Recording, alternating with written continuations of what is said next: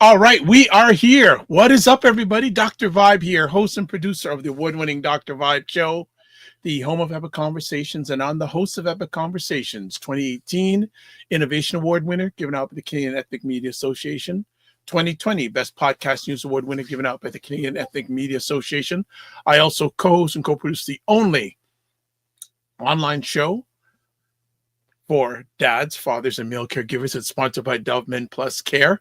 And our team since 2020 has reached out directly and indirectly to over 400,000 dads, fathers, and male caregivers. And update. We are just tallying up our numbers for this year. And it looks like we're going to pass 100,000 dads, fathers, and male caregivers reached out again this year. So we are celebrating that event. When it becomes stamped, we will make it approved. And I'm joined by my good co-host of Black Men Can Talk, Kofi Sadat. What is going on? I am good. In fact, I would say I'm great this week. It's great to see you as usual. Coming off a serious high, man. This weekend. Talk to me. I love celebrating wins. Listen, I'm telling you. So I had the great opportunity to go to ACHA Kwanzaa yesterday, the African Canadian Heritage Association. Right here in Scarborough. It was beautiful just to see people come out to celebrate, Kwanzaa, the principles. I know it's the pre-Kwanzaa, I should say, celebration, but it was great just to connect with folks from all over the city. And then today I was in Durham at the Black Queens of Durham. Their annual events, the winter event. It was just like for the weekend they had over 2,000 people come out. Hold on, how many?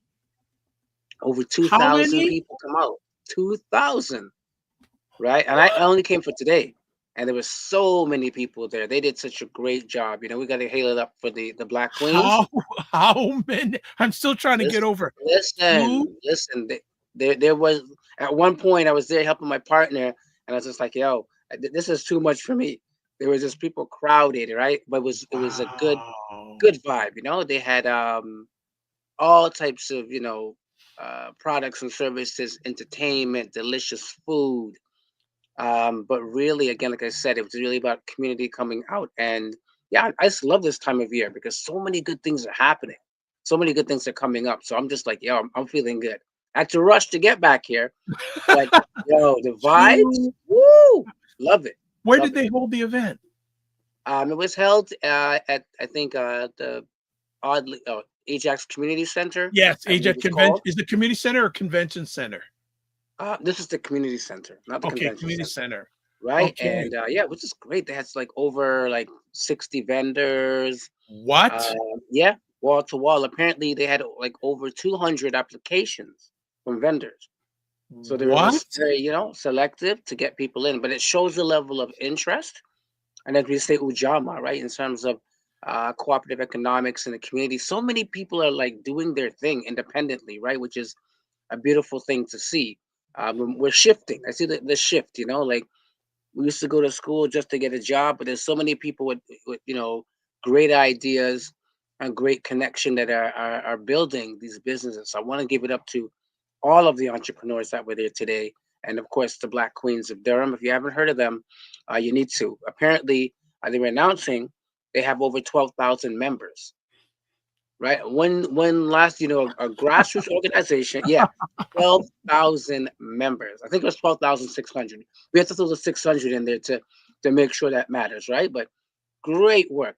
So I'm still trying to get past the 2,000. Now you start me to 12,000 members. Yeah, 12,000 members. So listen, Black men, Canada, across, we want to hit that 10,000 number as well ourselves. Yeah, we gotta hail up those sisters, man. They're putting in some work. Wow. We need to get them on. Yeah. Oh yeah. One time. We need to get them on. So let's just catch up some people chiming in. Hello, Minnie on cam. Hope you're keeping fine and safe as always. Frequency of Event Promotion says, yep, I was there yesterday. It was a great turnout. Wanted to attend today as well. Also says the event is growing. Shout out to Asha and Fatim.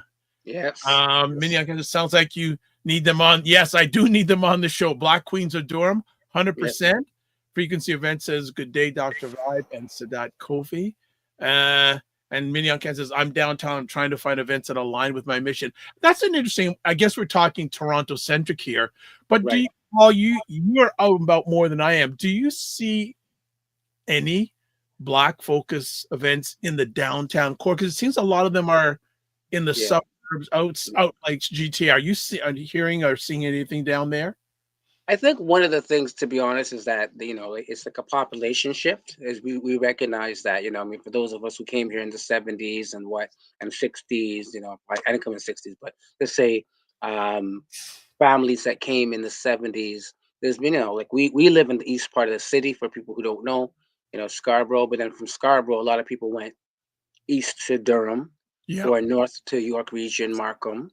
And 100%. I know on the other side, people went from the West End to Brampton, right? So I think the populations out there, and I've heard from statistics that by percentage wise, out in the East, Durham region has the most Black people, percentage Yes, wise, yeah. The right? Durham region, and this And may it's be growing, dated. Yeah, growing. it may be dated, but I've been told the Durham region has the highest concentration of Black slash African Canadians in any geographic area in this country.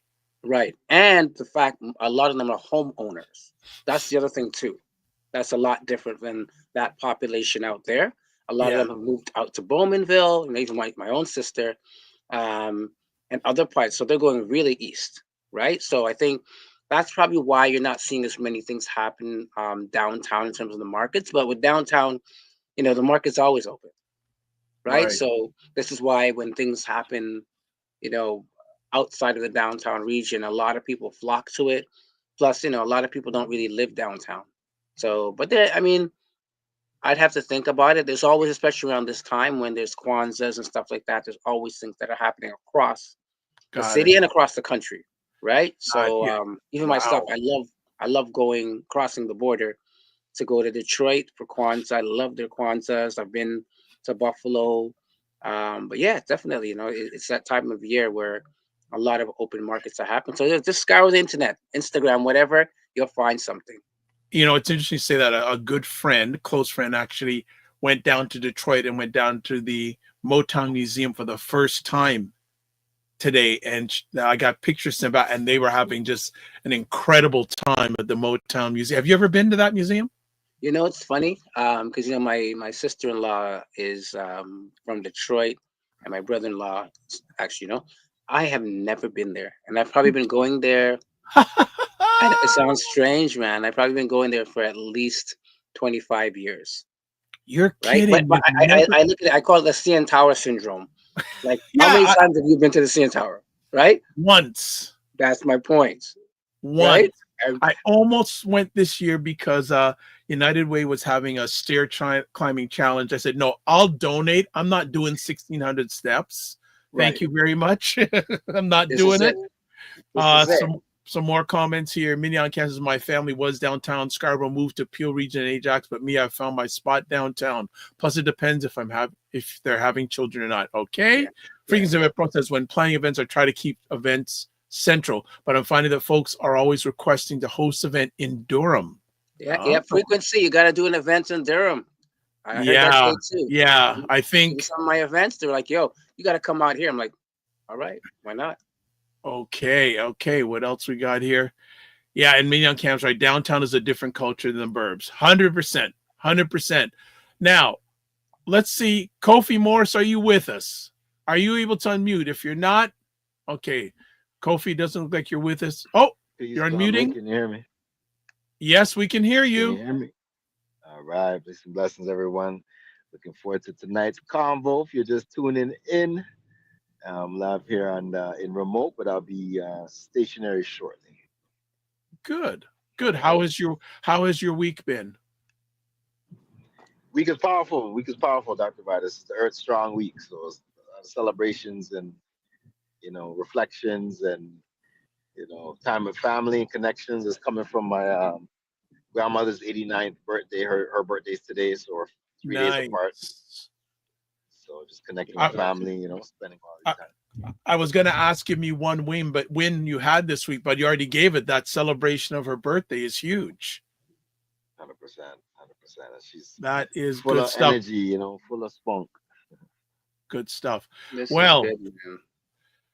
Frequency Event Promo says we'll be bringing at least one of our mixers to Durham, all coming soon. Good. So you're taking the initiative.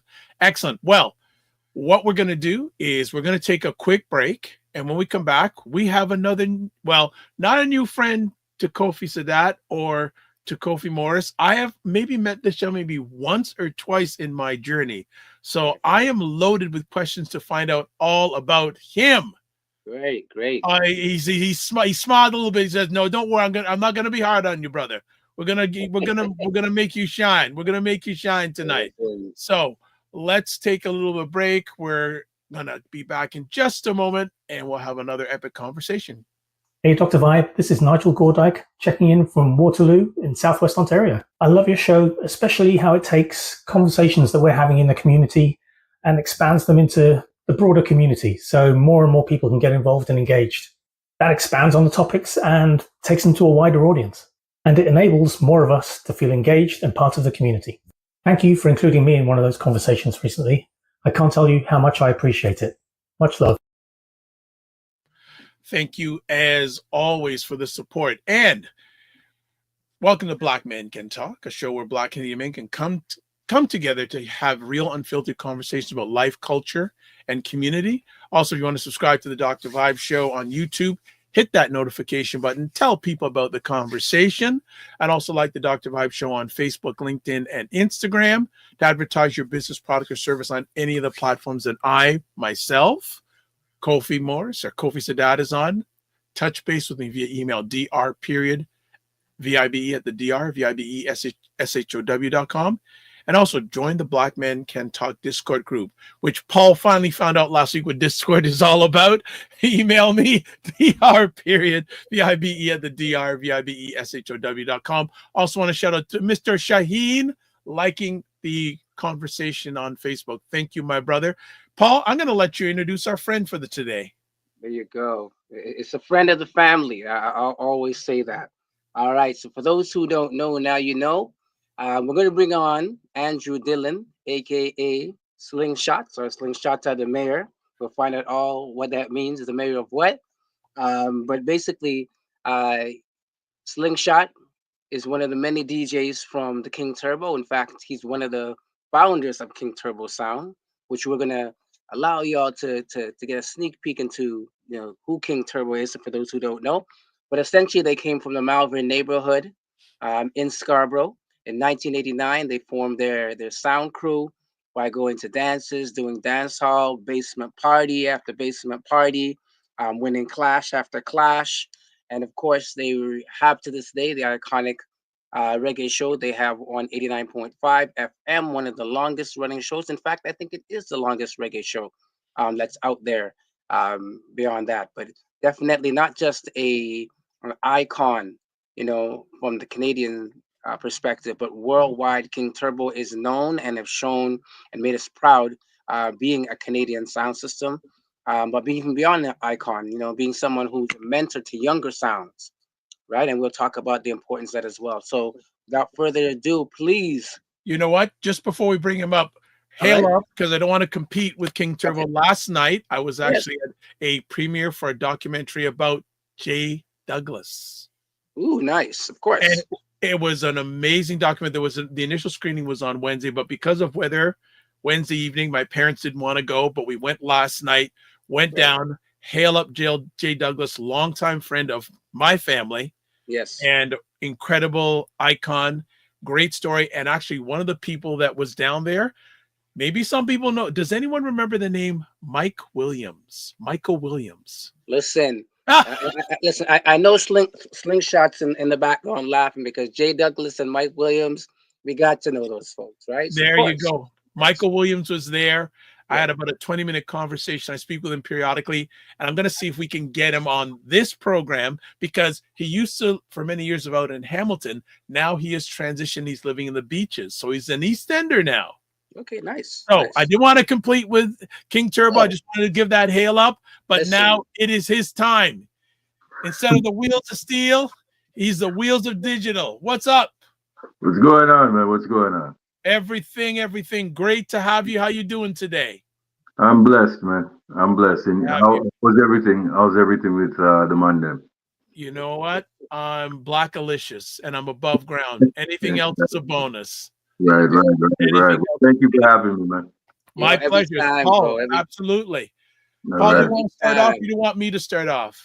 Listen, you can go ahead and start off. Okay, because I got lots of things. But before you go, I just really want to, again, thank you, brother, for making this happen. It's been a long time in the making, especially in my mind, but I just really want to bring up, the important folks that contributed, that people, especially some of the younger people, may not know. You know what I mean? So it's up to us to kind of be griots and tell that story, about what things look like, right? So I'm gonna kick it to Dr. Vibe first, but I have plenty of questions that I want to ask as well. All right. So first conversation piece. How did you get involved in the world of sound systems, and what inspired you to the creation? What's inspired the creation of the King Turbo Sound Crew? Well, my family has a lot of sound people, right? So I grew up in the sound system culture from my uncle, my dad, my dad's friends. We used to travel to their homes in Oakwood and Vaughan, and they'd have a full sound system inside a house. So I was kind of fascinated with that from an early age. Fast forward to the 80s, by listening to like Fantastic Voyage program with Ron Nelson. I used to have DJ competitions, Chic Dynasty versus 12 inches of pleasure, Manifest Destiny, Powerhouse, the whole 9 yards. So that piqued my interest more in sound systems, because growing up, they say radio is the theater of the mind. So I never went to any of these venues, these events, but I can only imagine and dream what that might look like. And they were superheroes to me. The name Chic Dynasty or Manifest Destiny or TKO, I didn't know any of them, but listening to the Fantastic Voyage program, got me fascinated, along with listening to David Kingston on reggae rhythms, Dave Ahmad on Sundays. So I grew up to community radio. We fast forward, and then I started from David Kingston listening to dancehall. Always listened to reggae music from my dad on a Sunday. He put on the Burning Spear or Bob Marley or whatever. But David Kingston introduced me to dancehall. So I started to learn about Admiral Bailey, about Shabba Ranks, about Supercat, and all these people that I didn't know anything about. And I started to pick up cassettes. I started to make cassettes from listening to the radio. And then one day I was listening to this cassette, and they kept on saying the same thing over and over again. I didn't understand it at the time, but then I realized later on that was a dub plate, right? So I was used to live DJing, and then I'm listening to this Silverhawk cassette, and he's saying the same thing over and over again. I didn't know it was a pull up or a wheel up or anything. I didn't know. So I got involved in DJing. First, I used to DJ like R&B, freestyle, that sort of thing. So I was at 100 Miles, big up Gary 100 Miles, his brother Chris Adams. He brought me into his sound crew. His dad, original Soulville, Lady Soulville. I didn't know Soulville at the time, but Chris Adams from Pearson. I auditioned for his crew that he had, and he brought me in. So I was the young DJ DJing freestyle and all that. And then I said, you know what? I really love reggae music. I don't see reggae music really. If you wanted to hear reggae music, you have to go to a big people kind of event, like a Barry Culture, a Stera Choice, and older people. But there wasn't really anything for my generation, right? So I decided to start a sound system for all ages, and that's let's pause right there, because again, knowing the age and the stage, and I know we're in the same age and stage, right?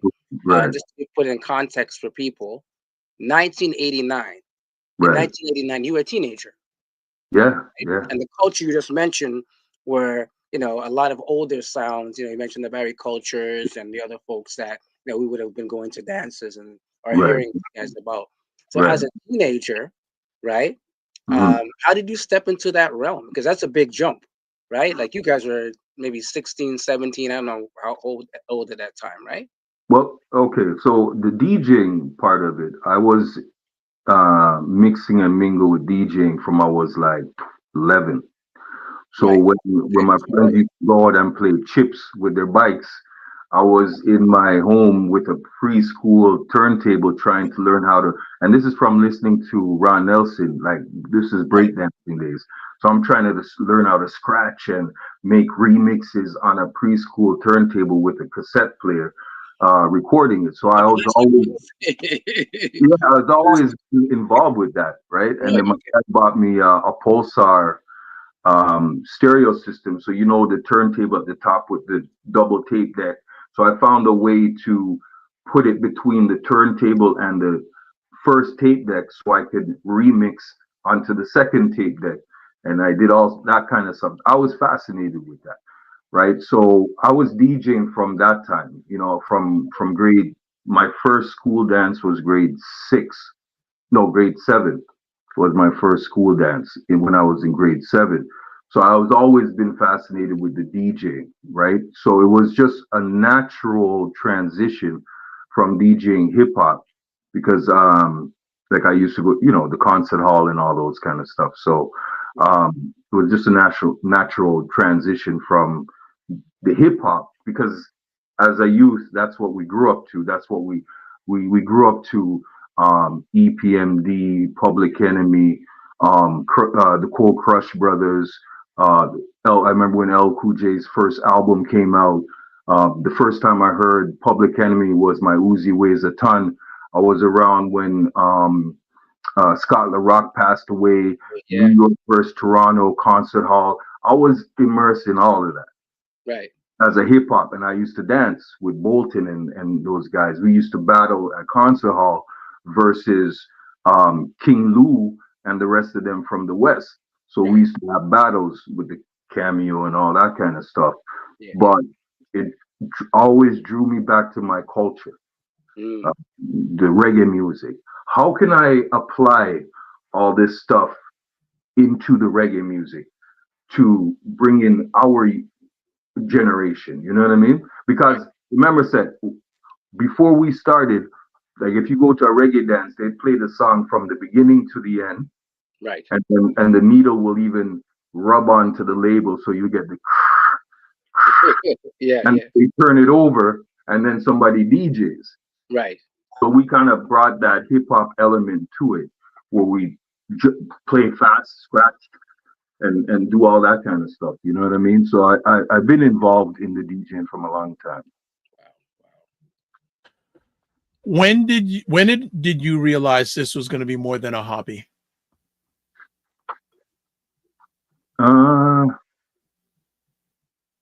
We always have dreams. You know, I remember at Pearson Collegiate, I used to dream that I used to graffiti as well. So I would do the sound logo, what I'm gonna name the sound, and I'm dreaming at that point that I want it to be like Silverhawk, like Gemini, like Stone Love, like it was something that I had in me from. That's what I wanted to pursue, even though my friends might not have seen it as such at the time. But I think it's from an early stage in high school. I knew, okay, I want to do this. Nice. So where does the name King Turbo come from? Well, I used to walk through Malvern Town Center to go to Pearson, and I used to pass by Radio Shack every time I walked through the mall in the morning. And they had a video game console called TurboGrafx. So that's where I got the turbo from. Our early logo says King TurboGrafx on it, right? And we took off the graphics. Obviously, we have nothing to do with graphics, but that's where I got the logo from, or the name, I should say. The King came from King Jammies because I was a King Jammies fan back in the day, listening to Admiral Bailey, Major Worries, you know, Risto Benji, and the whole 9 yards. I was a King Jammies person, so I named it King Turbo Graphics. All Okay. So give us. I want to kind of figure out. Give us a snapshot of what it was like for you as a young black man growing up in the 80s, 90s, living in the Malvern neighborhood, right? Because often, our environment can influence, our culture. But what was it? What was it like for those who don't know, growing up, in Malvern before the days where the buses didn't even run down from Shepherd, right? Let us know. You remember those painful days? So let us know what that was like. Malvern was great. As you know, as a kid growing up, you do not realize where you are. Mm. You do not realize this is a high risk area, quote unquote. You don't know any of that. Right. You just know that you're surrounded by love. You're living your life. You're exploring. Malvern was great. You know, you at and there was a lot of music in Malvern. You had Soul. I lived on the same street as Soulville, so he had his parties every so often across, like on the other side of the street on Horseshoe, and I would hear the bass rumbling from his house, and I'm just looking through my window, imagining, what it must be like, and then across further down, you had Gemini used to keep their R&B events on Glanville. And then if you go United Square, you had USC, and then Snowball had Boxer Joe. Boxer Joe, exactly. So there was a lot of music in Malvern, and I remember I used to deliver newspapers, the Sunday Sun, growing up in Malvern, and they were just building Mary Shad School, and I don't know why I went off route to go to Mary Shad, but in the snow there was a 12-inch Dana Dane Nightmares. You know what I mean? So I'm like, this has to be destiny for me, because how could I find? And I still have the 12-inch somewhere here, but it was you gotta find it. You gotta find it. You gotta find it. You know what I mean? So I used to break dance as well. I was in the Crunchy contest on City TV when they used to do the competition at the C&E bandstand. I remember that, yeah. Right? I was on Stars of Tomorrow in the Scarborough channel when they used to have running that breakdancing. So I was involved in music from an early age, man. Right. Cool. Again, the young people know about Malvern, in terms of Scarborough royalty growing up. Again, because people, of course, there's different perceptions because of the media when you talk about Malvern, when you talk about Scarborough. But again, the purity and the love you talk about, I definitely reflect on that as well. Go ahead, Doctor. They never bothered me. They never bothered me. Okay. Like, I was always a youth dealing with music.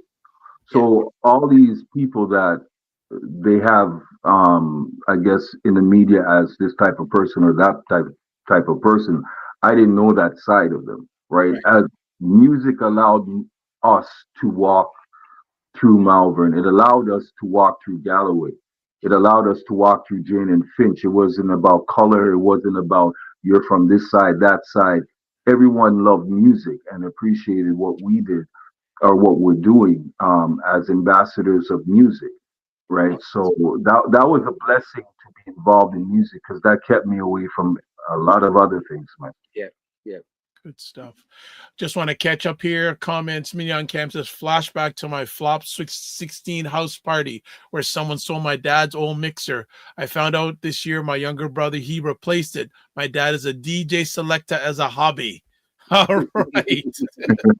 I should go. Mignon Camp says, I was reminiscing of my man being a reggae artist manager, and I got trampled at Jamaica Day event when I was 9, and I don't know, and I think that's why I don't go to concerts now. I met Buju before the age of 12.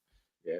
And she says, "Oh, I used to walk down the Phoenix Concert Therapy and walk back home." And says her mom was on Electric Circus. So we're having a.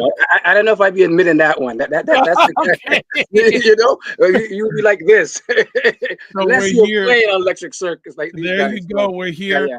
Well, even last night with Jay Douglas, you're seeing early pictures of JD Roberts, and what was the lady's name? Oh, I can't remember. Monica Dio. Well, no, but who's the lady that used to co-host with him on I can't remember. It wasn't Electric Circus, but I know they music on New Music. not much music. They had, I can't remember her name now. Jeannie They don't Becker. come to you. That's Jeannie it. Becker. Jeannie Becker. Okay. Yes. Jeannie Becker, okay. Jeannie Becker. We're chatting here with myself, Kofi Sadat, and Kofi Morris. Hopefully we can hear you. You're muting. With Andrew Dillon, aka DJ Slingshot from the mighty King Turbo Sound Crew on Black Men Can Talk. Let me ask, for those who may not be familiar, how would you describe the essence of sound system culture and its role in reggae and dancehall music? Sound system culture before social media was like a radio station. It was a social gathering point that people from similar backgrounds can congregate and discuss issues with each other, socialize. It was a camaraderie, you know what I mean? Before social media, if in Jamaica they use sound system for many different things. Obviously, commerce, where they sell their liquor, or food, or whatever the case was, but they use it to put out social messaging that the radio may not have played, and that transcended to our generation. We would play songs that you wouldn't hear on the radio. You know what I mean? And so um, it brought awareness. You know, it brought awareness. It was a sense of pride, and it is now, but little different now with how things work now. You really don't depend on sound system like you did back in the day. But when you saw a sound or heard a sound or went to an event, the name of that sound and what that brought to you, you would travel. A lot of people would travel miles just to hear Stone Love. What does Stone Love mean to them? They might be from their area. It might be a political alignment that they're supporting, you know, or Bodyguard. People from Clarendon went to go support Bodyguard because it brought back that sense of Clarendon. It's like going to your West Indian supermarket on a weekend. You get what I'm saying? Get your little plantain and everything, and socialize with the people in the West Indian supermarket. You know. There you go. All right. So here's an off question for you. If you had to play one character in a movie, right? You had a choice of 3 roles: Bob Marley, Bunny Wailer, or Peter Tosh. Who would Slingshot play? Probably Bonnie. Yeah. Probably Bonnie because he was always in the shadows. You know what I mean? That's me. I'm never the person at the front.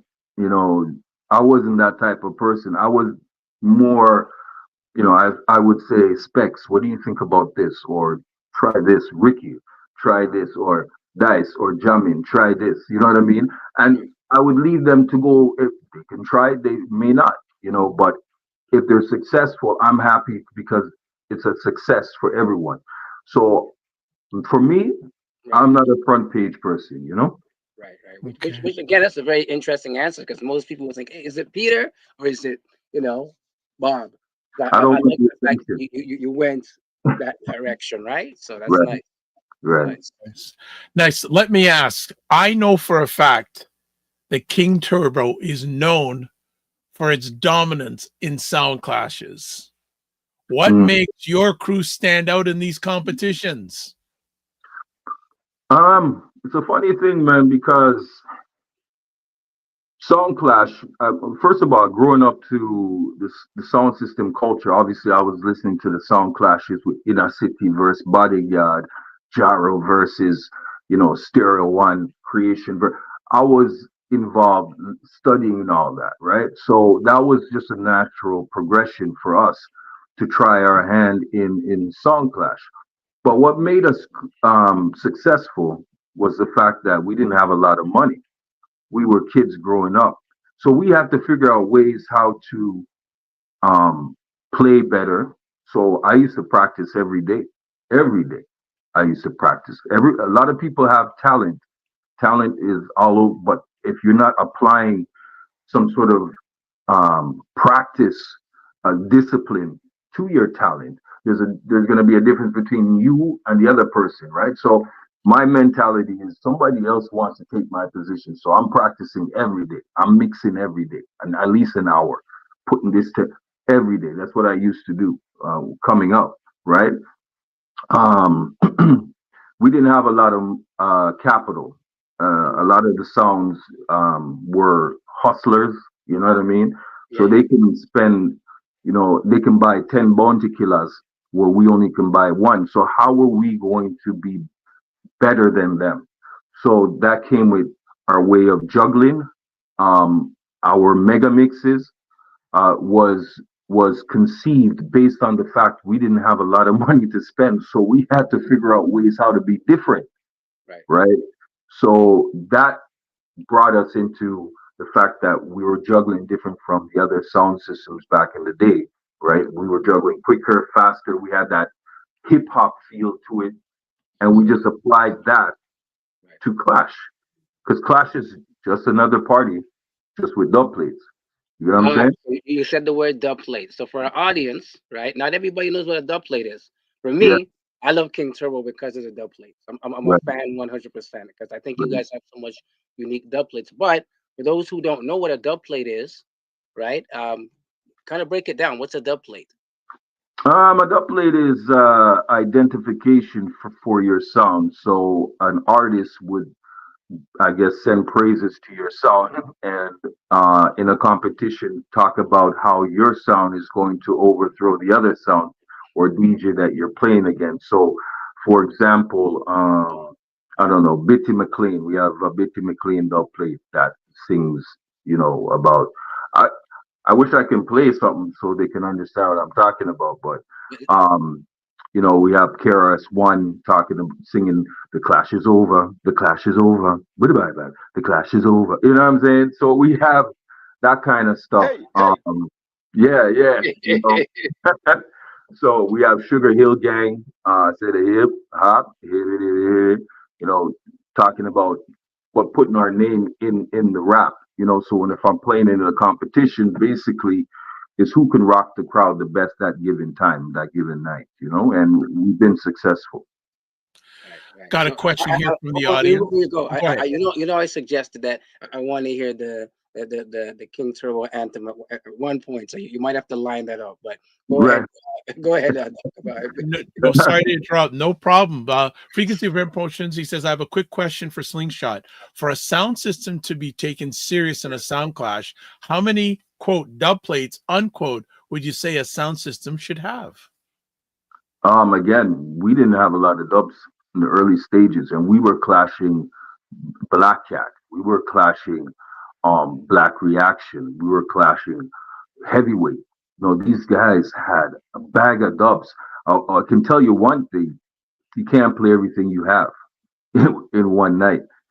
So strategically, it's just a matter of, and it doesn't matter if it's a big dub or a small dub. It's just however you introduce the song and how the crowd receives your introduction and the song that you play after that. When we were growing up, we had a lot of gimmicks, that we would play. It wasn't a dub play per se. So not having a lot of dubs back in the day, maybe we'd play some, I don't know, like 40 dubs in a dance. The juggling was a lot slower back then as well, right? So we can play a song out, 40, 50 dubs tops. Nowadays, people are playing songs for like 2 seconds, so it's like 100 dubs now you need in, in one clash, you know what I mean? So I would say to the person asking me the question is, it's really not the amount of dubs, just how you prepare your performance, what works for you. It can be a big tune, it can be a smaller tune. It's just how it fits into your performance. I want to get, if you can share with our audience, dub plate culture and how has it evolved over the years?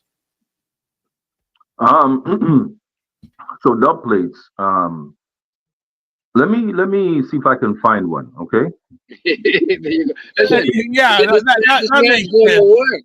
That makes sense. We were Listen. pushing and pushing. So while we get hopefully a dub plate, Mini on cam says DJ Palsy P. He uses his nose to type on the keyboard and uses his left foot to operate the trackball.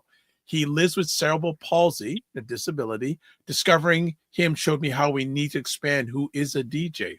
All right. She also says that Idris Elba still DJs. What do you know? He still DJs. All right. All right. So, people, just to do a reset here, we are talking. He's gone to get a dub plate. We didn't ask him to, but he's gone to get one with Andrew Dillon, aka DJ Slingshot from the Mighty King Cobra Sound Crew on Black Men Can Talk. Yeah. Paul, yes. so far, what have you picked up?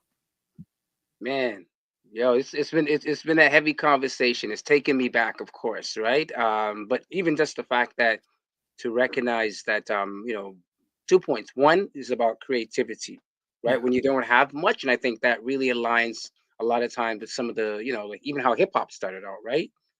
Because we didn't have instruments, we had to be creative, right? How dub music started, we had to be creative a lot of times, right? So I think even learning that, though you didn't have a lot of money to buy a lot of sound and dub plates and all that kind of stuff, you had to be creative with what you had. And I think that lesson to me goes beyond just simply. Someone has come back. Listen, as long as he's not going to try to clash us on Black Men Talk. No, I wouldn't. You're not going to clash us tonight. I know my place. I know my lane. All right. All right, Dr. Vibe. So my dub plates, the actual plate itself is stored inside the garage. So it's too much. Okay, no problem. It's all good. Some dub plate sleeves, right? Nice. So this is from Black Scorpio, which is a sound system in Jamaica. It's also a record label. So we voiced dub plates at Black Scorpio. So Black Scorpio produced the song from Garnet Silk. I see Zion in a vision. Jah was there for me. That tune with the Dennis Brown. Tell me why can't I be your friend for life? So that's Black Scorpio. Arrows, another classic dub plate place in Jamaica. This is where we voiced our first Born to Killer, Beanie Man, Capleton. So this is Arrow Studio. Dub Factory, Record Factory. The interesting thing about Record Factory is that they started in Canada. Okay. So if you went to Eglinton West to buy music, you would stop off at Record Factory, and this is like in the 80s, late 80s. So they moved their establishment from Eglinton West, and they situated their business in Jamaica. So they were a major dub cutting versus studio place. Okay. And that's it, bro. Well, thank you. This is all good. Let me ask, how has sound system culture changed? Hold on. Sorry. Let me just answer your question because okay. So the dub plate culture in the music business. Okay, so it started out with sounds like Sir Coxsey from Studio One, Duke Reed, the Trojan, and they used to use dub plates to test out their music. When they started recording music back in the late 50s, early 60s as producers, they would take that and bring it to the dance hall and play it to see the reaction of the crowd. If the crowd liked it, then they would press from soft, because it's dub plate's considered soft copy, so it's usually like a mastered disc, and they would press that and put it into in for selling, right? So that's what dub plates originally were used for. So then you started to have competitions, ego and testosterone. You started to have a lot of competitions with these sounds. They started to create songs with local artists specifically for their sound system. So John Holt made the first dub plate for Treasure Isle, calling out Duke Reed, on the beach. So, and again, ego, if one hears an artist saying, oh, this person is great, I'm going to say, no. I got to get an artist to do the same thing. And so that's how it happened, and they started to use dub. It was acetate plate, but then they started to create instrumentals with a unique mix. So you hear dub, the word dub was derived based on the fact that they took out the vocals and they mixed the instruments differently. So you would have, you know, Kilimanjaro. You would have what's the guy's name, man? I can't believe I forgot. King Tough and all these other guys that used to create dubs specifically for their sound systems. And competition is competition. You want to be the number one, so people are out trying to outdo each other.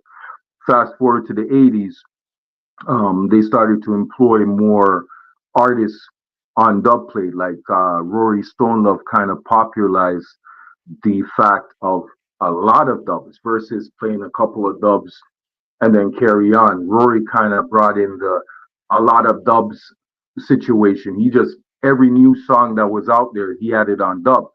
So you would have Inner City, Gemini, Bodyguard, Stereo One, all these other sounds seeing this happen, so they just follow suit, and that's how it progressed. Wow. And what impact has technology had on all of this? Technology has always been important, man. Always important. The thing is, with Jamaican music on a whole, they didn't have a lot to work with, right? They didn't have as much technology as the American counterpart. They use secondhand equipment. So the innovation of how they created the sound is very important, because they did a lot of things that people are doing now that a lot of people don't realize it came from the Jamaican culture, like EDM. The whole mixing of EDM is dub, right? Facts. It's a technique of dub. So when you hear it reverbing out or echoing out, that's a dub technique, right? And EDM is from Europe, and we all know how Europe embraced the reggae music from the 60s and 70s, from ska straight up to rocksteady, to all of that, to the dub. You know, you have everything that you hear from EDM comes from reggae music, dub. You know, so they created these elements that was unique to the Jamaican culture. It went out in the world and it's been incorporated. Technology is very important as well, because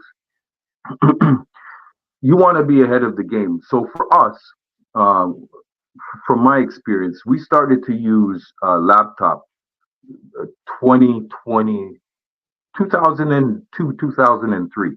We started to use computer technology. At that point, everyone was still on CDs.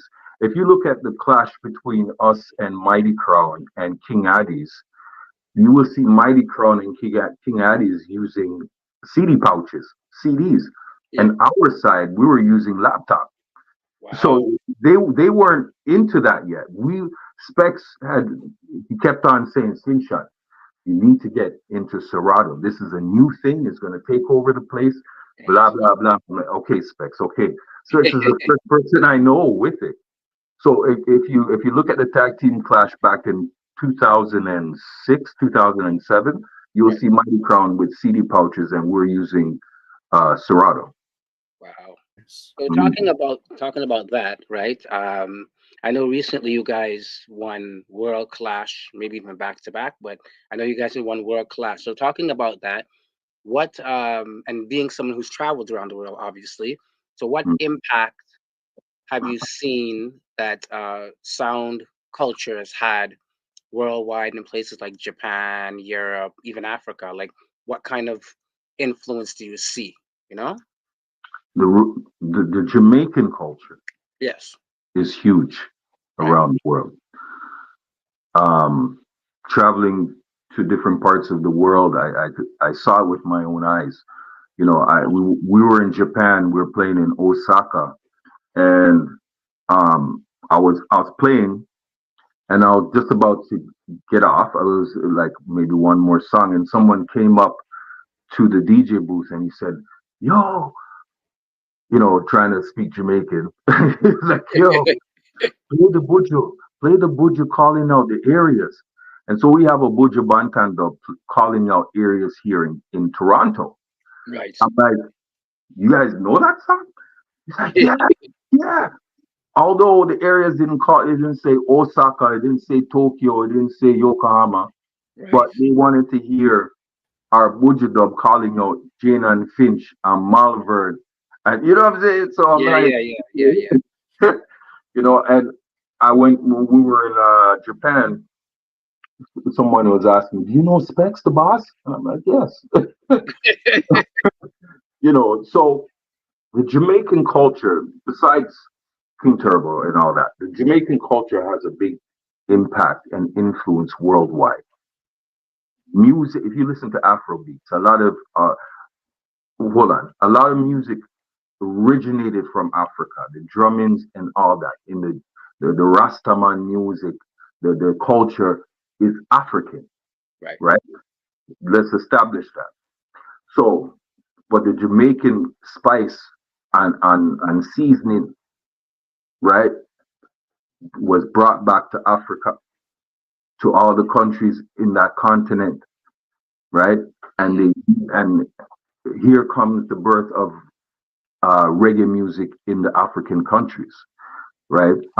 Japan, the same thing. Like the culture, they study our culture, and it's crazy because we that grew up in the culture, we don't study it as hard as these people because they didn't grow up with that. Right. So it's more like, let me read up on everything. Let me study everything, and they can tell you the date of this, when this was voiced, where was it, you know. And so I'm proud to say that, you know, our culture has we little bit, but we tell our, you know. Ah, there we go.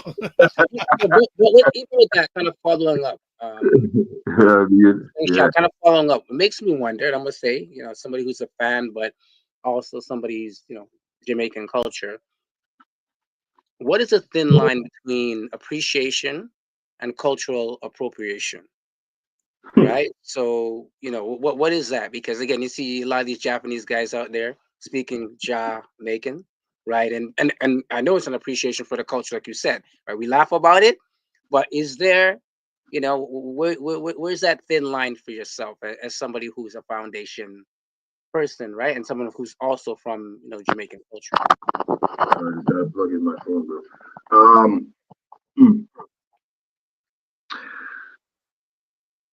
We cannot discourage people from appreciating the music.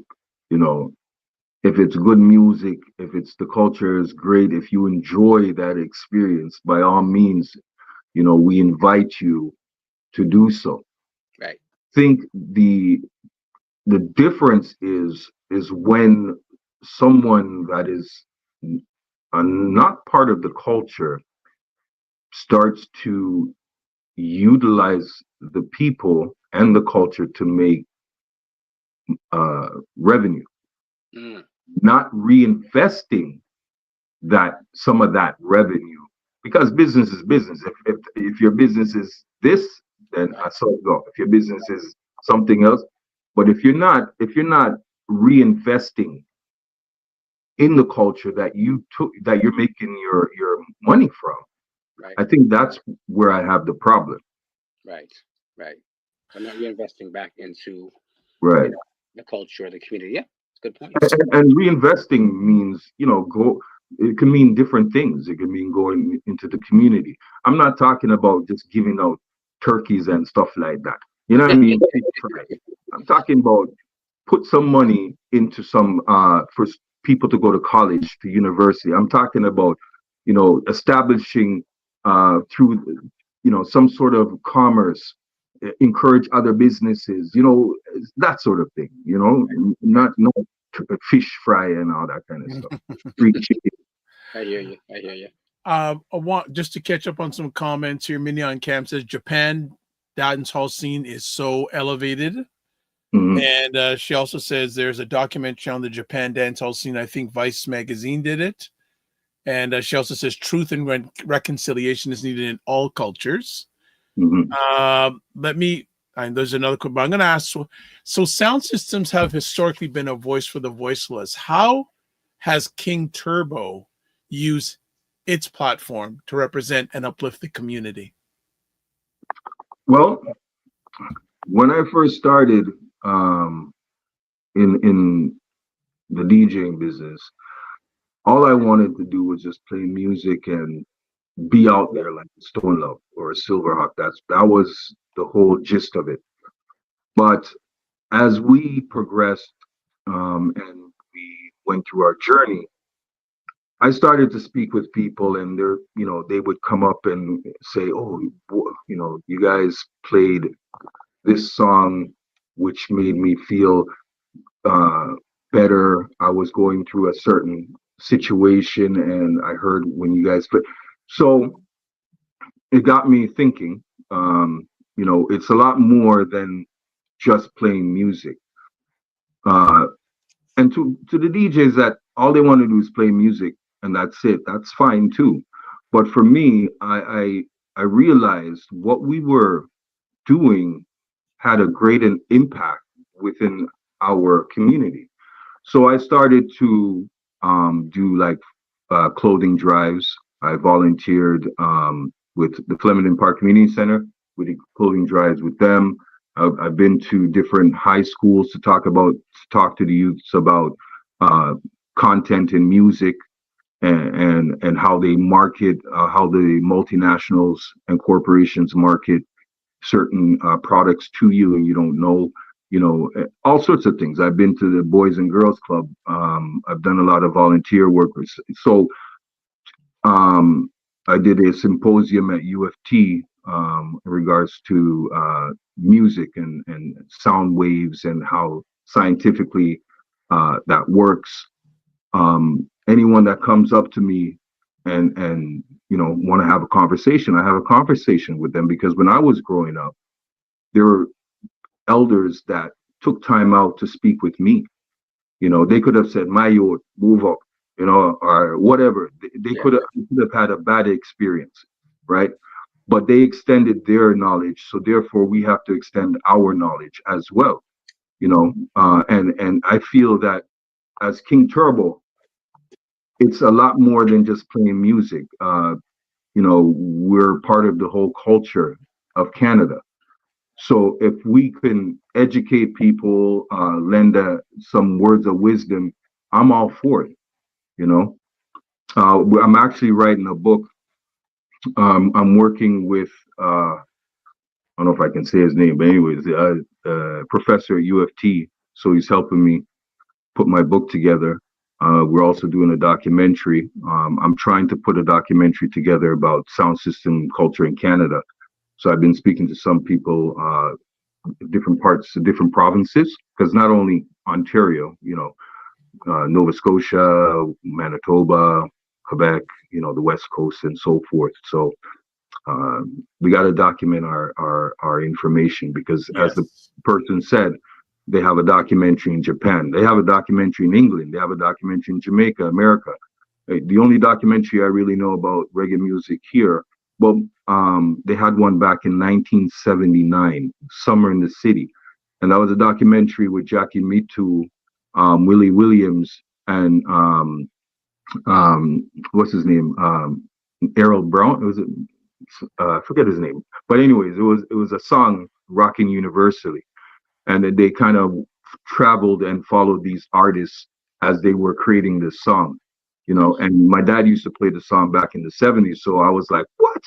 I was intrigued to see it. There was an actual documentary. And just recently, CBC had a documentary with Leroy Sibbles, Nana McLean, and Johnny Osbourne and some other artists. But I think our story needs to be told. A lot of the artists from Jamaica moved to Canada, and we didn't even know they were here. King Jammys used to live here in the 70s, and then he went back to Jamaica and formed the King Jammys studio. And King Jammys, African Star, who put out tour. Capleton was Capleton's manager, lived here. Supercat, first time travel outside of Jamaica was Canada. Tenasa was here. You know what I mean? So Ernie Smith. Johnny Osbourne. So we definitely need to put that together. But we have a role, and that's what I feel that I'm doing right now while I'm here. You know, is to try to help the community and help our culture. Love it, Nice. love it. Welcome, Kofi. How you doing, Kofi Morris? Are you with us? You're looking like you're in a royal palace in the back. I'm blessed, family. Good to see. Good to connect. I've been listening in remotely, and funny enough, no Slingshot would know me as a different name before I even was Kofi. Still, he probably can't recognize just one, because we used to produce for us back in at Brimley and Shepherd at RPS. Yeah. Wow, you said Brian Shepherd. Okay. Yep. The studio at Brilliant Shepherd. I remember that. Yeah. So let me ask another conversation piece. What role do you think sound systems play in preserving and promoting Caribbean culture outside of the Caribbean? Today is not the sound system as it is today is not the same as it was before. People do not depend on sound system culture as they did back in the day, right? The artists that you see as legends now came up through the sound system culture. They honed their skills DJing on sound system live. So when it was time to go in the studio, they were good to go. Plus, sound systems were like quality control. Nowadays there are so many different media outlets and platforms a person can upload their song in or on and then buy views or whatever the case. They have 1 million views, but they're singing off key, right? No, there's a lack of quality control now. A lot of the songs are great. I'm not knocking, but there are songs that I've heard. I'm like, oh my gosh, man. There's no Bobby Digital or King Jammies to say, my youth, you're singing flat here or you're singing off key here. Just do this way or this way. Or the subject matter that you're singing, not gonna make it still. You know what I mean? There's nothing like that. Everyone now is like, they have 1 million views, so you can't tell them nothing. Right? And then there are people around them, they call them dada or father or so if they say, yo, this song good, my youth, yes dada, God, they want to continue to be part of the inner circle, right? Back in the day, you used to have to audition for Studio One. On Sundays you audition for, and if you didn't sound right, they tell you to come back, right? And then if you sound good, they would record you, and then they'll play it on their sound system, and then if it does good on their sound system, then they would press the song, and then your career took off from there. So sound system culture now, sound system it plays a different role than it did back in the day, is what I'm saying. So some of the younger DJs that are out there now, I mean, I'm going to assume, and you can tell me if I'm not right, but I would assume that, as somebody who has been in the game for a minute, yourself and King Turbo, that as you mentioned, before, you've more risen to a more, let's say, elder status comparison to some of these younger DJs. You talked about some of the mentoring that you've done, in terms of, the Canadian culture of DJs, right? Like, are there folks that you're seeing that might be, carrying the torch, or that you can maybe want to highlight and say, yeah, these young guys are coming up and, they understand it, or for people to kind of look out. Do you see that continuity? Because you talked about the difference, but are there any people that, are continuing in the vein of, really honing their craft, not paying for views, as they say, and stuff like that? Like, people like, you might want to give a little more respect to, because you see that they're honoring the culture. Yeah, there's a few DJs out there that I see doing their thing, and a lot of DJs are doing their thing, but the longevity, do they have what it takes to succeed more than a couple years or whatever the case is? Obviously, along with talent, you have to have the right marketing team at this point to market you on social media to make you look a certain way. But as for the skills, Right. Chippy Dunn, I like what he's doing. His father is Alan Ladd from military. Okay. So he's grown up in the culture, right? It's important that you study the culture. Mm. A lot of people, and this goes for anything that you do in life. If you're going to do something, if you're going to be a mechanic, you need to study being a mechanic. If you're going to be a doctor, so forth and so forth, right? Mm-hmm. It's important to study the culture. I mean, I used to go to the library and just read. Any book about reggae music, any book about music. I used to read about rock and roll. Who's Bill Haley? Who's Cream? Who's Def Leppard? And I read up on studying all these things because that's what it's all about. So Joshua Lucas is another DJ.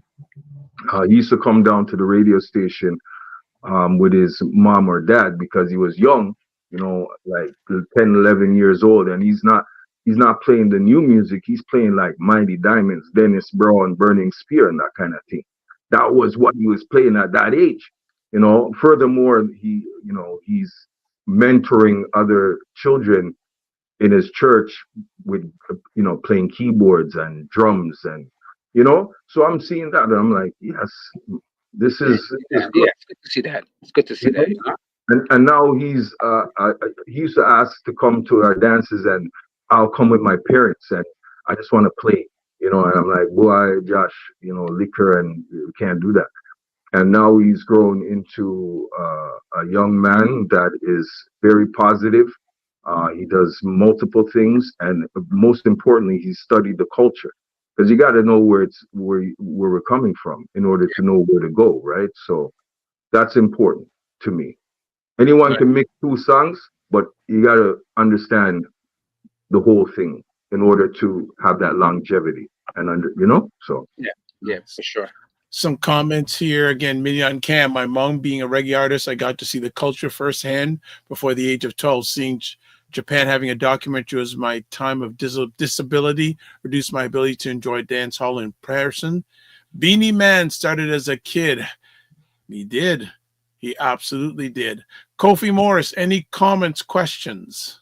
Yeah, my question actually has to do with the radio and the connection to Morning Ride and kind of how that came about and how that also kind of propelled or supported the journey of King Turbo as a sound.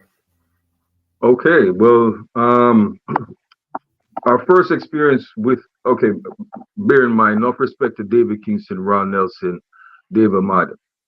I grew up on community radio, right? I grew up on that. That was my oxygen, right? So fast forward now, David Kingston decided to leave 88.1 CIUT. So they gave the position to Ron Nelson. To that Friday night slot. At that point, Ron was more known for hip hop, right? He had his Fantastic Voyage program. He did his hip hop stuff. So Ron called us to be his DJs at the early stages of his Reggae Mania. So if there's any cassettes out there, you would hear us. We're the ones playing the music because we were the young youth back them time there. You know what I mean? So we were playing Reggae Mania, and then Ron eventually started to purchase more reggae music, and he started to do it himself with Lisa, right? So that was our first experience with radio. We understood from an early set that radio is very important within promoting the culture. The DJs that we grew up with may not have seen radio as the same thing because at that point, radio DJs were radio DJs and dancehall DJs were dancehall DJs. It never really was a mix, right? You never heard a dancehall DJ become a radio DJ in Canada or in Ontario, at least, right? So we were asked to be part of the Side 3 show, which was a night program. So it was like the graveyard.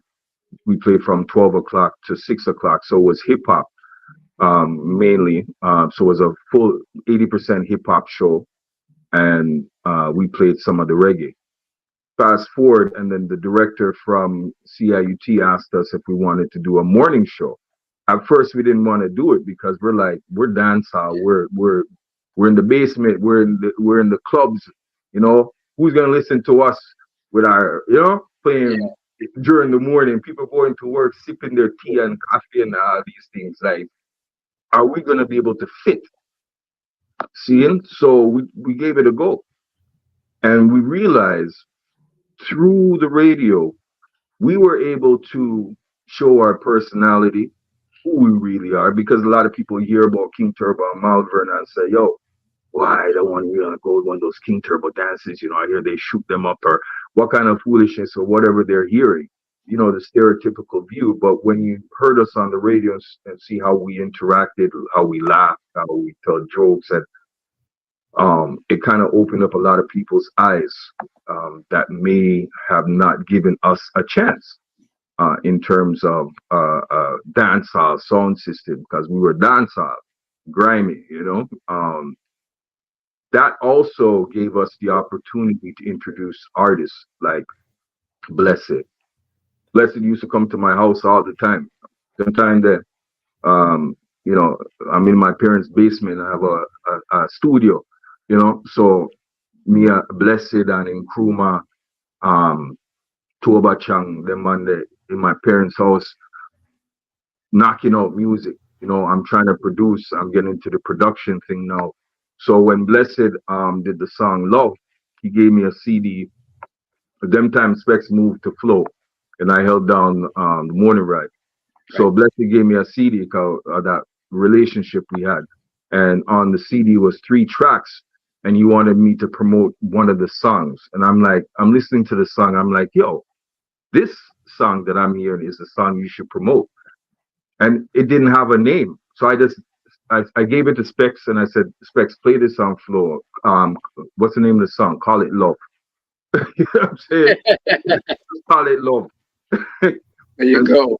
Yeah, so Specs played it on Flow, and then Belial heard the song and said he's gonna sue if they don't take it off the rhythm, right?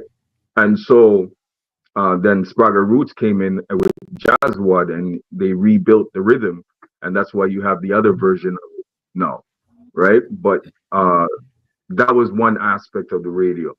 Also, with the radio, it allowed us to reach out to different organizations that may have not listened to us previously. From the radio, I was able to go and speak to the students at different schools. I was able to go to the Boys and Girls Club. I was able to do clothing drives, different things inside the community that maybe I would not have had the support if we didn't have the radio station. So it's very important. The radio has been very important to us, for us. You know, I wouldn't have imagined the positive outlet that we had from that time. You know what I mean? So it was definitely important.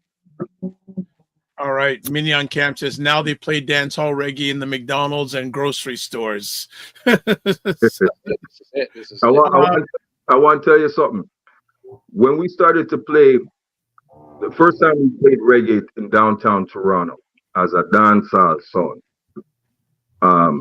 this was like Heavens. It was a Heavens nightclub, and the host was Monica Diol.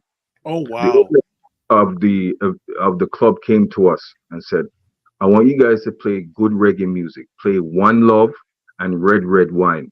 So me and Ricky looked at each other and we're like, so as soon as we turn on, straight dancehall. You know, the thing was, all our Scarborough peeps, they weren't used to going downtown Toronto to party, so they all came. And them time there, when you're buying a beer in a Scarborough dance, it's $5. Downtown beer was like $2 and something. So these people were buying. They bought out the whole bar. So the owner called us back and said, "Yo, you know, you guys come on back. What do you now?" So that started our journey as a reggae song downtown. And then at that time, there wasn't dancehall songs playing downtown like that. So we used to get a fight. Oh, the man them sell out, the man them a play downtown and reggae, and you know, reggae songs not supposed to play downtown. But look now, you know, look in the early 2000s, everybody's downtown. You get what I'm saying? So it's something that it's funny now to me, but it was a fight back then as being in the forefront, you know? Right. And I don't know how much time you have, because I know you're a busy young man, so I don't want to take up any of your time. If you have more time, I have more things. I have more. Listen, yo, you just like the fact you called him a young man. That's not he's good with that. Okay. All right. All right. I have more things to ask about. And gentlemen, do you have other things? I've got a few more things I want to ask, and there's some questions in the chat too. For sure. I mean, we can go to the questions in the chat. Okay. Yeah. Oh, I want to mix, but so let me ask: can you remember a memorable clash and share? What was one? You've had many, but is there one just off the top of your head was a memorable clash? When we clashed Black Cat, first time we clashed Black Cat was memorable because at that point, the Canadian sounds were. It's crazy to think about it now, because if you weren't around when things were different, you wouldn't be able to appreciate it now. You know what I mean? But Canadian sounds were warm-up sounds. That's what they used us for. So when a sound came from Jamaica, England, the States, or whatever, we were the warm-up sounds.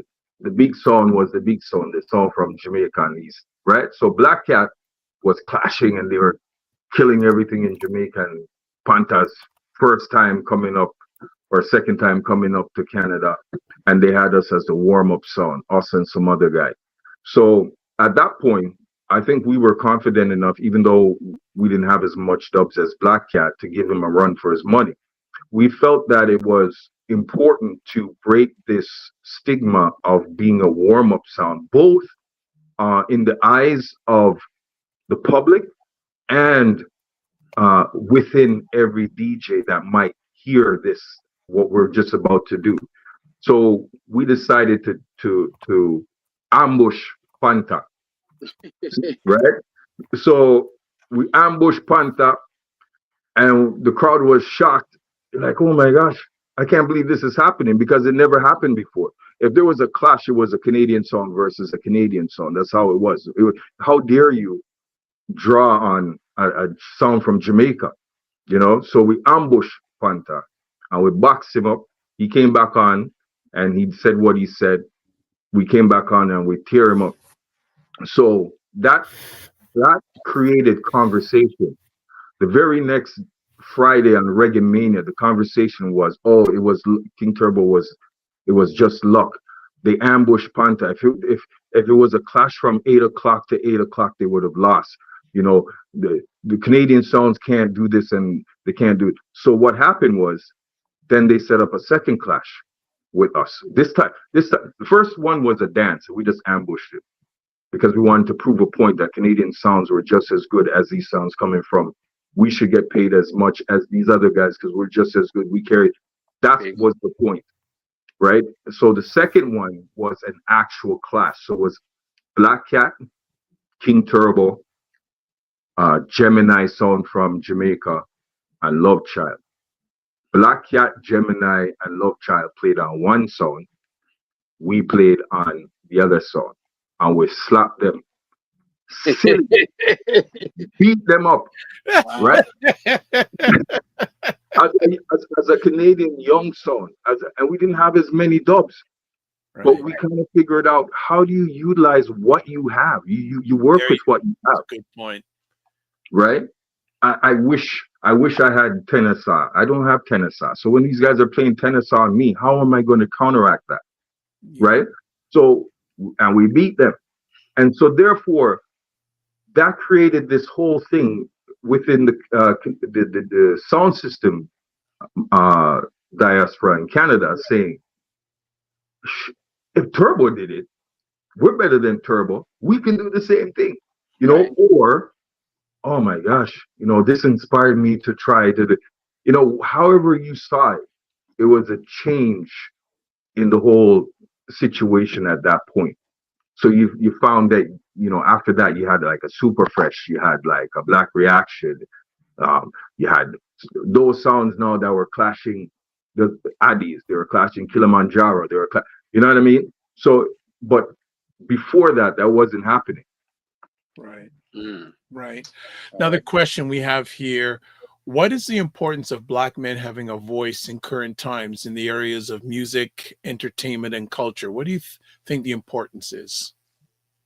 Having a voice is very, very important to me, in terms of a Black man in the culture, because a lot of times our people are misinterpreted,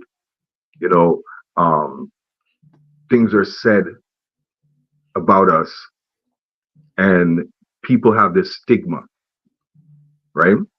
And a lot of our people contribute to that as well because they don't know better, right? They're there for the money, they're there to get what they're getting, and maybe ignorant in that sense. But there needs to be positive messaging from people that people can look up to. You know what I mean? It has to be positive messaging. You cannot change everybody, but if you can change a few people, and they change people, that's what it's about. We need to have that equal balance.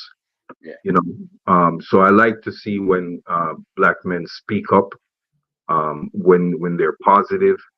You don't need to be a sport you don't need to be an athlete, you don't need to be an actor, you don't need to be a musician, an artist, just a positive Black man in the media, speaking up and giving common sense and knowledge to things that are not true.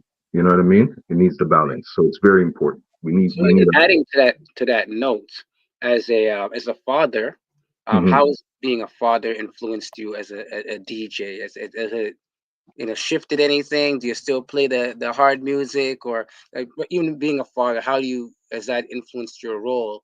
In terms of being a DJ. I've always been someone that I've never been that type of I got to play the raw music, in the dancehall, but I've never been that type of person where, love the what they call it, the pasa pasa. You know what I mean? Yeah. I was never that person, you know what I mean? But having my daughter, all I'm thinking about is how is she going to see me if she Googles my name? I don't want her to see me cussing out somebody or carry on away. I want her to see me. And a lot of times where I might see a post or somebody might say something, it's very easy for me to retaliate because I can. But I always think of her, right? What example am I setting as an individual? So it's harder for me to hold my tongue, but it's necessary for me to hold my tongue, if you get what I'm saying. Yeah, I hear you. Music, I expose all sorts of music, to her. We play everything. I don't play the raw stuff. I don't play Vibes Cartel or that kind of stuff. You know what I mean? It's like the Dennis Brown, the Bob Marley, and then we'll go up to the Gladys Knights and the Pips. Then we'll do some 112. You know what I mean? Yeah. That's very important as a role model for my daughter, man. All right. Question here from Frequency Event Promotions. What are a couple or a few reggae artists you'd like to work with if given the opportunity to? Very interesting. I'd say Bitty McLean. I like his flavor. So I would definitely work with Bitty. I would also put it's a very good question, man. I would like to work with Agent Sasko. He's he's a dynamic individual. He's not your typical dancehall artist. Very intelligent, knowledgeable. So I think I would definitely work with him. Tanya Mullings from here, I'd work with her. Julie Blacks, I'd work with. I did a remix for Julie Blacks when we had our studio. It was Jazzwatt and myself. So what happened was we did the remix for Julie. So Jazzwatt is a big time producer in dancehall. He created the rhythm, the reggae version of Natural African Black Woman. He created that. He created a lot of the dancehall rhythms that you know. He was in Canada, and so we linked up, and he came by the studio, and we knocked out the remix for Julie Blacks. So, and because Universal had asked us to do it. So we did the remix, we submitted it to Universal, and they're like, oh man, yeah, this is great. You know, we're gonna put it out. Blah. So what happened was we were so excited. So I gave the track to Chief, you know, from Baby Blue. He had his radio program. I gave the track to Specs for rhythm track, not realizing that I shouldn't have done that because they have their marketing and what they want to do in order to get that out, right? And having it play on the radio and play all over the place before they even was the wrong move. Wow. So it never came out, you know. So I definitely want to work with Julie Blacks in regards to, because she's very a talented individual. Okay. Also, Frequency asks, with all King Turbo's success in the reggae dancehall scenery, is there anything else you'd like your sound system to resume or start from scratch? Frequency, what's going on, bro? Man, we've done a lot, man. I don't want to do everything. Yeah. We do what we did. Right. It's time for the younger youths to do what they do. You know, we stick in our lane, stay in our lane. What we've accomplished. For me, it's just now about documentation. Like I said, the book, the documentary, you know, try to do some artist development, you know, that sort of thing. But yeah, I'm good. All right. Yeah. All right. So the younger self, would you ever go? If you had a chance to go back, is there anything that you would change about your journey? You know, as a DJ and an icon. My younger self. Yeah, I would have contracted a lot of things. You know, you do it. You hear the story over and over again. You know, a young artist or, you know, whomever is getting into the business and they're just happy to be there and people recognize them, and you know, the business aspect of it is not something that they're educated in. Right. So I would say be more educated in the business aspect of it. Like, I mean, the logo and all that kind of stuff kind of created that back in the day, marketing and so forth. But I would have get a lot of contracts signed. Do you think sound system culture can go beyond its traditional roots, or does it need to stay rooted in reggae and dancehall to maintain its identity? An aspect of the sound system culture will always remain in the dancehall or the reggae music because that's where it came from. That's the birth. You can't leave that. That's the groundation.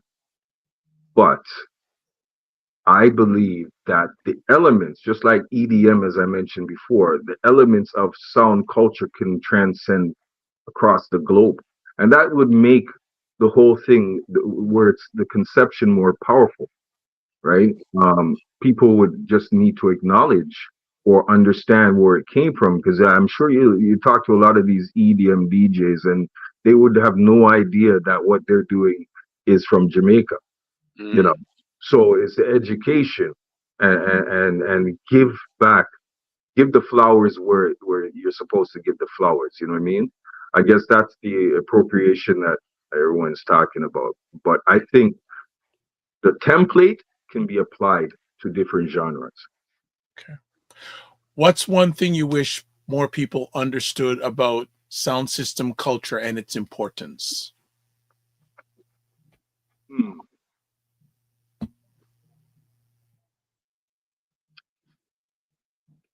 I think people should understand now that sound system is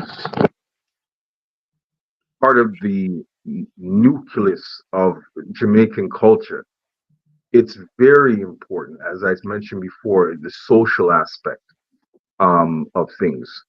It's rooted in that, and so nowadays there's a lot of single DJs, like DJ this, DJ that, and they're not part of a system per se. They're not part of a group. They're just individuals. Mm-hmm.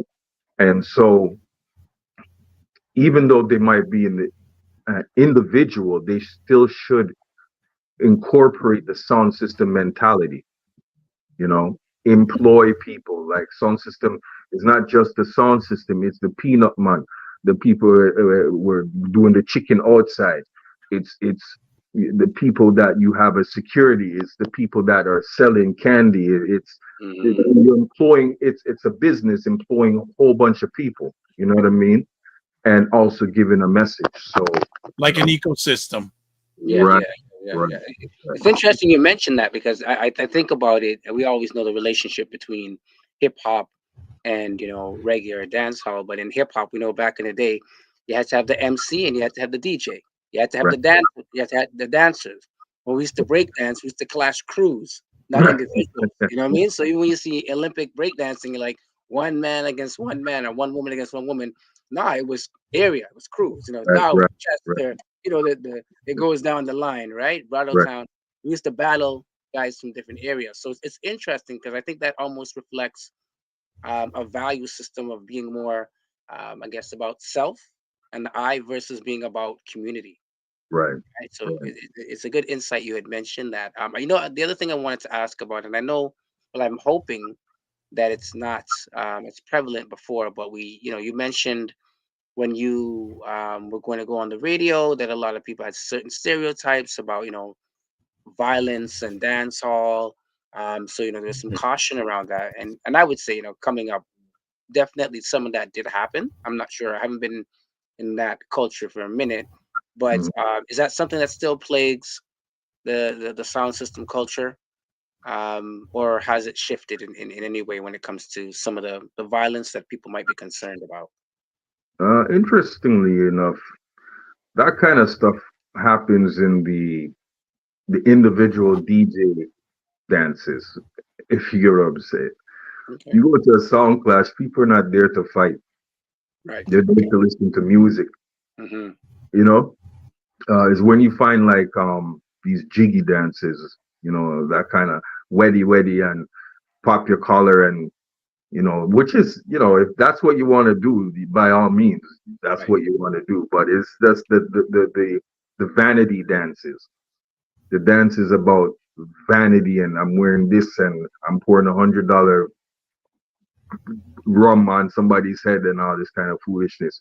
Right. You find fights happen there more. Wow. Gunshot, I'm not sure, because I don't really. Back in the day, yes, we used to run from enough gunshot, like beer gunshot. You know what I mean? I remember we played Lamport Stadium.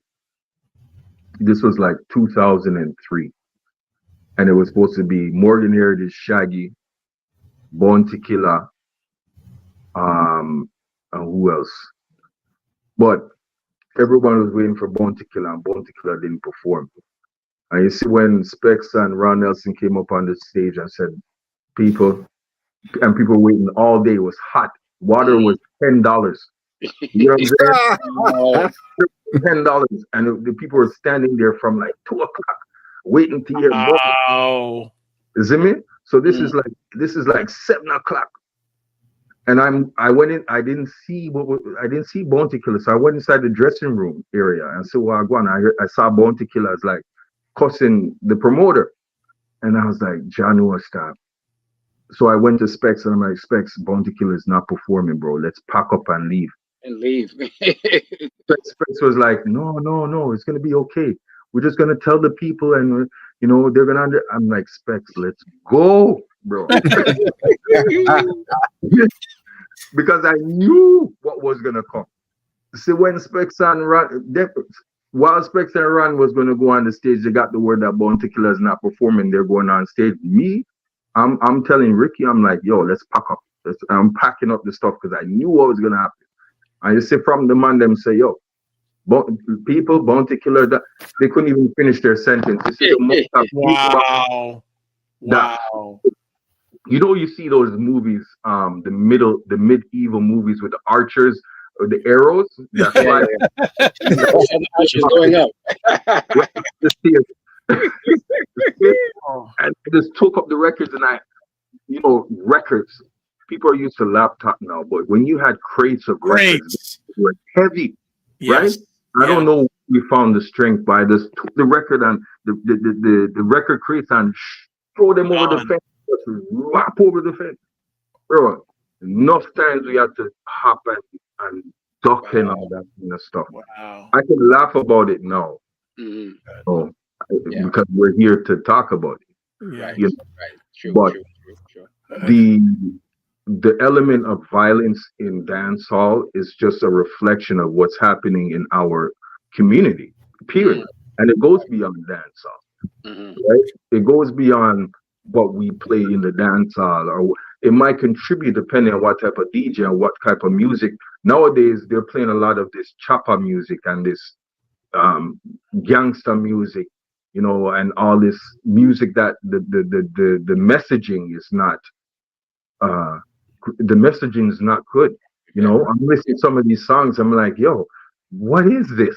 Like back in the day, if there was metaphors, Yes. If you're talking about something, I want to put my cheese into your bread, and you knew what was happening. I want to lay on my cheese. Want to lay on your bread or whatever.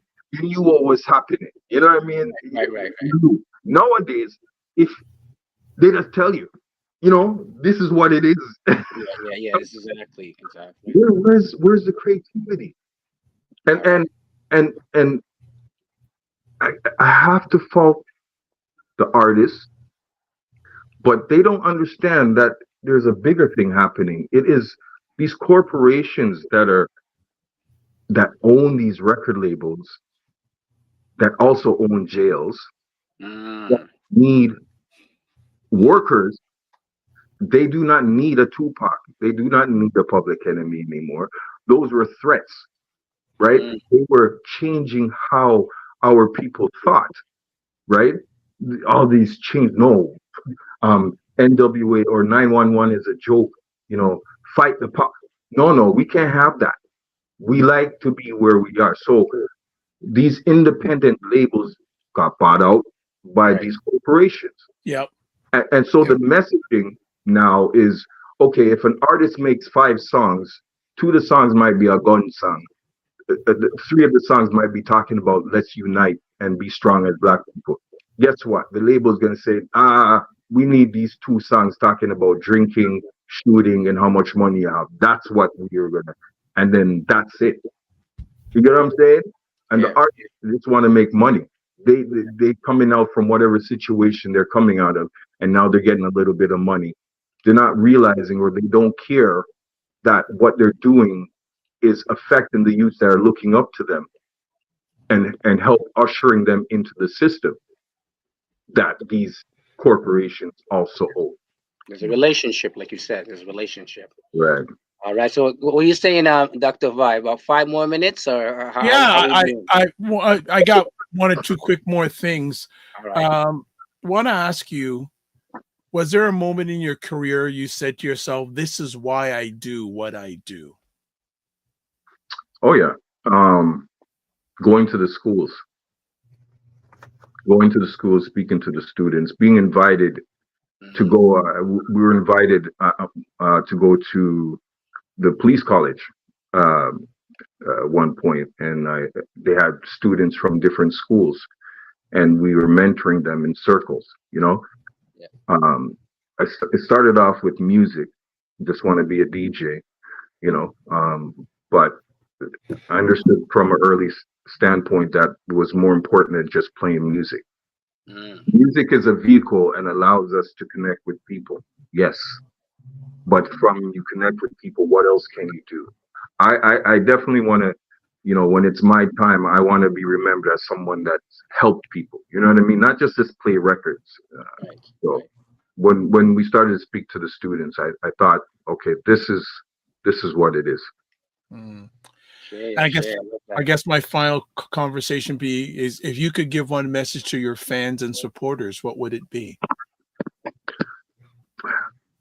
Thank you. Thank you for being with us for 35 years. There's a lot of things that one can do with their time. The fact that we are still here, you know, I was speaking to someone the other day saying, I'm playing with these young cats and they want me to hop around the stage like a frog, like I'm 21. You know what I mean? But the whole point is that they still want to hear us. Yeah. And we're still part of people's growing up, you know, part of that whole soundtrack of people's lives. And we could have easily faded away like a lot of other sound system DJs. Right. And we appreciate, without the people, we're nothing. And I always appreciate that. I don't take that for granted. Not at all. Nice. Thank you. You got the title of your documentary, Soundtrack of People's Lives. There you go. Oh my goodness.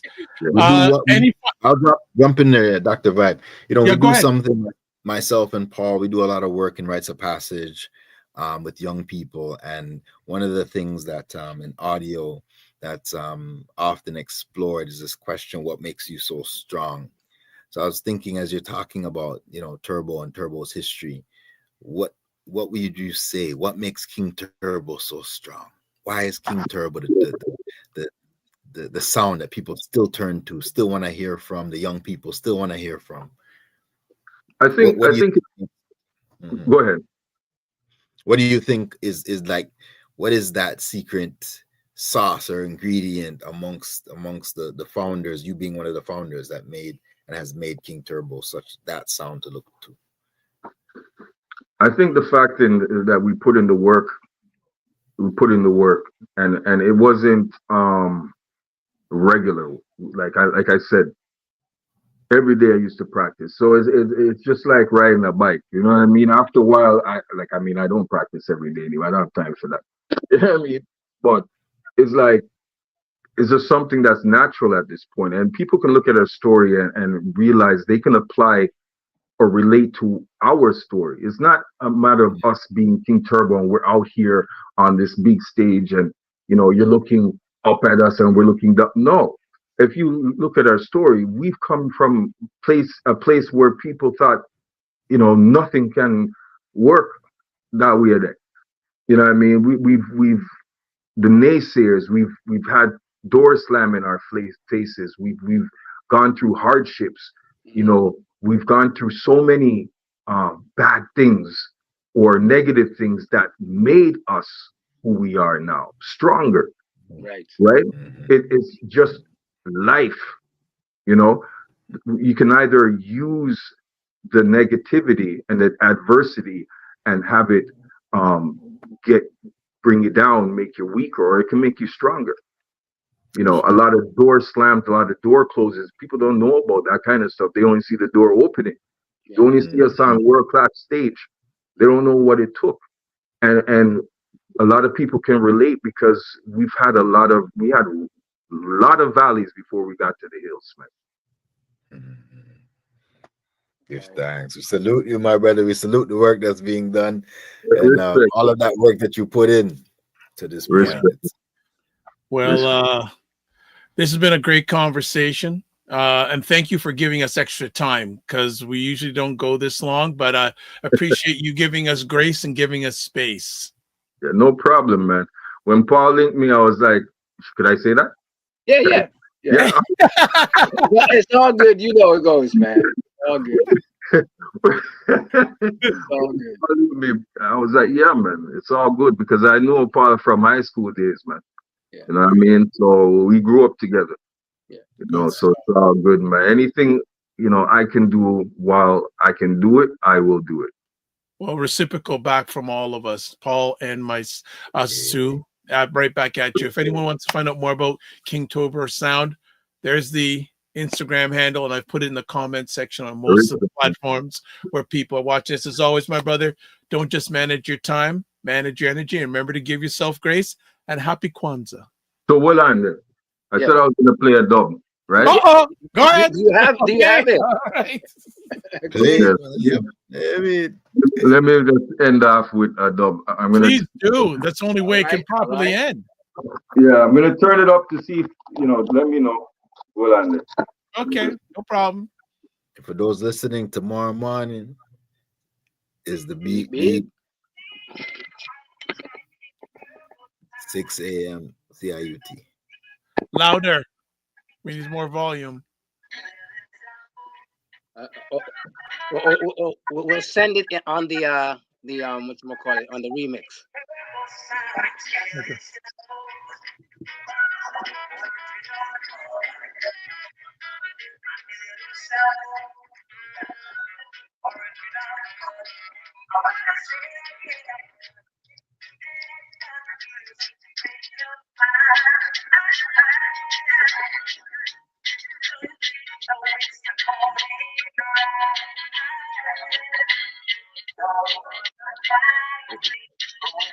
So there you have it, original King Turbo Sound dub. Hey, listen, how many podcasts you know that have like dub plates being played?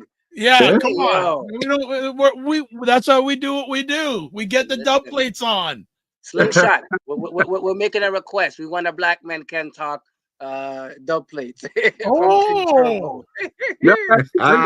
that would be good.